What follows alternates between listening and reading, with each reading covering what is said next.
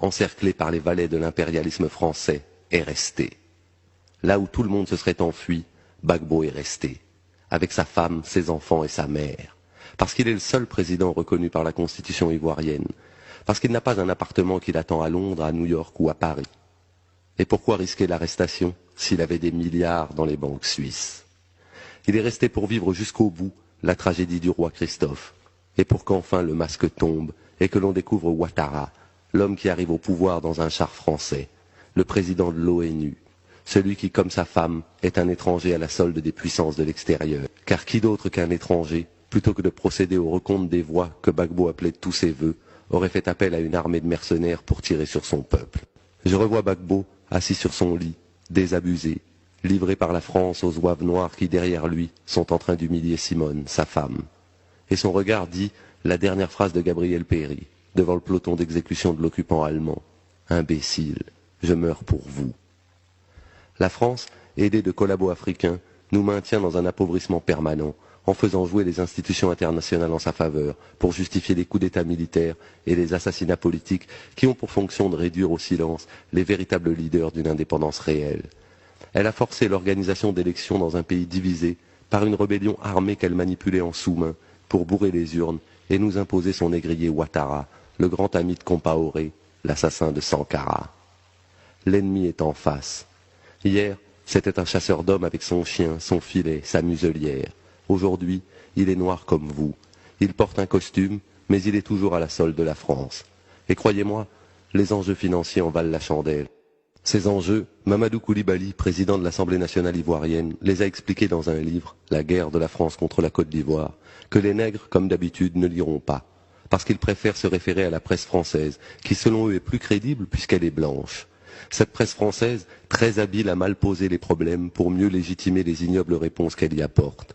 Or, que peut-on attendre d'un journaliste lorsqu'il travaille pour Bouygues ou Bolloré? Elle ne raconte pas, la presse française, les intérêts de France Télécom qui a bénéficié d'une convention de privatisation dont elle n'a jamais respecté les clauses, ni des conventions obtenues de gré à gré par Bouygues sur l'eau et l'électricité à l'époque où le chef des rebelles, Ouattara, était Premier ministre, ni de l'autoroute du Nord que la France obligeait Gbagbo à confier au même groupe Bouygues. Elle est belle l'Afrique, avec ses héros morts que l'on célèbre et qui ne sont plus que des noms de rues, des places publiques et des boulevards à putes en banlieue parisienne. Il n'est plus utile de gloser sur les résultats réels des élections ivoiriennes. Il est clair aujourd'hui que la France, comme jadis au Biafra, est le véritable instigateur de la rébellion en Côte d'Ivoire puisqu'elle s'est battue à sa place dans la bataille d'Abidjan. Pauvres nègres, réduits à nos folklores et nos querelles de poux autour de nos indépendances nominales que les négriers français, avec la complicité de nos États, redéfinissent au gré des circonstances. Nos réactions ne surprennent personne, bien au contraire.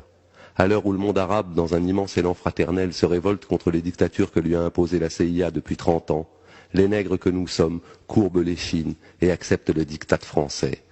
Cette même France qui a déporté Bamba, Samori, liquidé El Hadji Omar, la France de la traite négrière, du travail forcé, de la colonisation, celle qui nous vole 69% de nos devises en échange de la monnaie de singe qu'est le CFA, ouvrez la parenthèse, colonie française d'Afrique, fermez la parenthèse, et qui plus récemment a assisté l'autorité Hutu lorsqu'elle exécutait 800 000 Tutsis.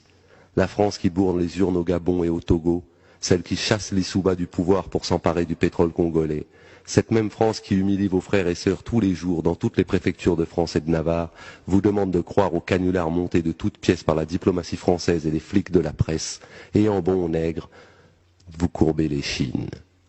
L'armée française n'est rien, elle a perdu toutes les guerres depuis Sedan, et elle ne gagne que contre les nègres. Vous pourrez désormais regarder vos enfants, et en toute confiance leur promettre un avenir pire que le vôtre. Nous n'avons été que les larbins de la France, ils en seront les esclaves.